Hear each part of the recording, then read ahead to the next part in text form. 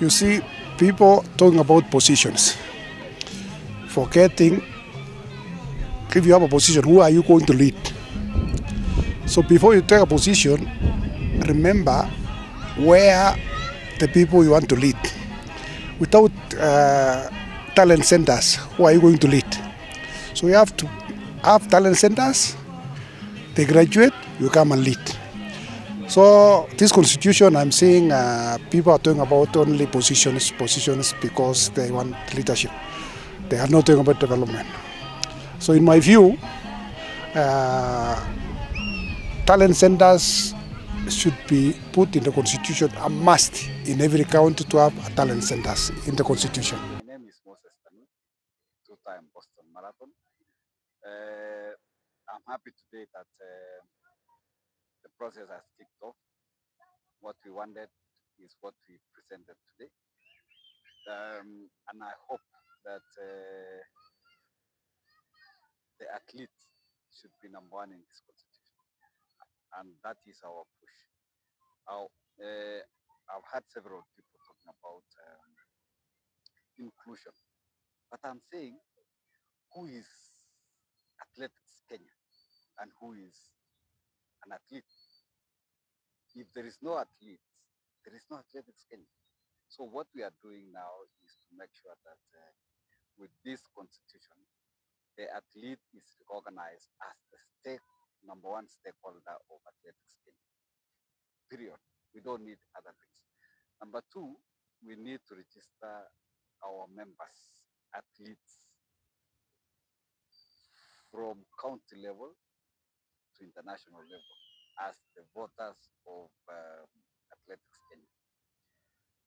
A retired athlete can fight for a seat, but the athlete that is still active will vote, but we will not allow them to fight for a seat because they are still active.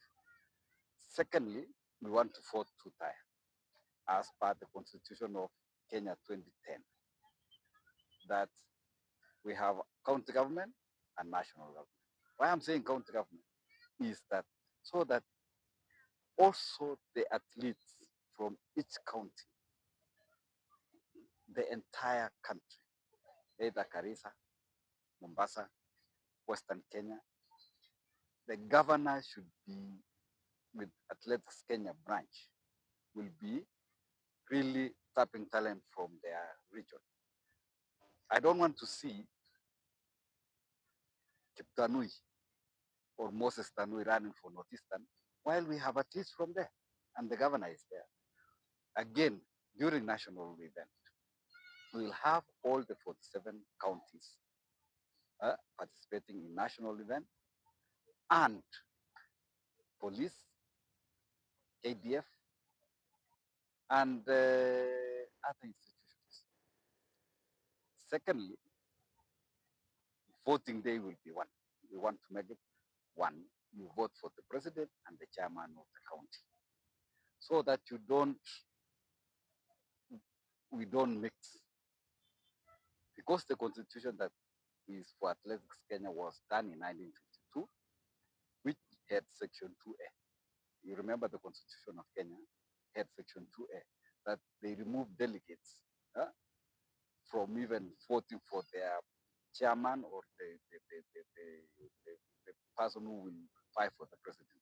So we need this constitution, we remove section 2A so that the delegate system we remove completely from our system and vote per athlete. And this will remove all things that we wanted. Remember, we went to court to ask for one thing, Bill of Rights. We have a right. And Bill of Rights also, the athlete doesn't have rights in Athletics Kenya. And today we are saying Athletics Kenya belongs to athletes, and Bill of Rights of any athlete to be a member of Athletics Kenya should be accepted and enshrined in the Athletics Kenya Constitution. I'm saying 100% should be athletes, or 80% should be athletes run constitution. We can have 10% or 20% of other stakeholders, which we cannot refuse every Kenyan to come, so long as we vet you and you like. But you see what has been happening in athletics during the elections is when they register their members, and even they can bring anybody who has no interest in athletics and come and vote for the chairman. That is something that we need to remove completely. The athletes, and you know very well that even if you want to be a lawyer, you can be a lawyer in that you have gone to get your masters and everything in Britain or London or America. But if you don't go through Law Society of Kenya, you cannot be allowed to preside in Kenyan courts because you need to go through and that's a requirement. So we are saying again, we know all the athletes. It is in black and white. If you Google, for example, somebody who has run in national event, you will get your name. So long as, for me, I ran in 1989, for example, 87, 84, 85. My name is still there. They cannot erase that name because the registration was there. So if we want to get a national, we say national, if you have represented your county in national, and then we start from there as a qualification, we will have all the names of athletes and up to marathon, to anybody who has represented this country. It doesn't matter whether you have represented the country in your own capacity, but so long as you have a passport, you have represented the country, run in another country that is not your country, that we will give you an opportunity to be a member of athletics. So thank you very much. My name is Joshua Kipto, advocate. I want to take this opportunity to appreciate the session we've had today. I was given a responsibility to be the chair and the person in charge for the constitutional review for the Athletics Kenya. It's a very honored task, and today is our day 2 of the public participation. We started with Kapenguria yesterday for the Western Circuit. We are in Eldoret today, which is an important area, this being the cradle for all the glory that we've got in athletics. So our public participation exercise is basically to get views, because it's about a constitution that is already there. This constitution has been contentious, and that's why you've seen before the matter has been in court, both at the High Court and the Court of Appeal.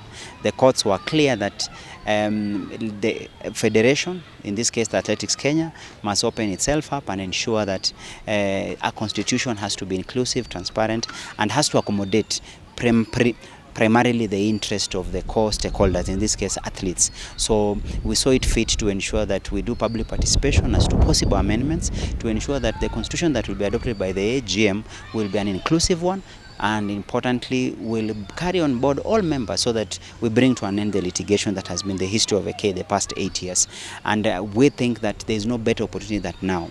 Our main consideration is to open our platform, get every comment. Even if you see how we've been running our public participation, we give them chance. Every person, specifically athlete, they have come with proposal, comments, we take them.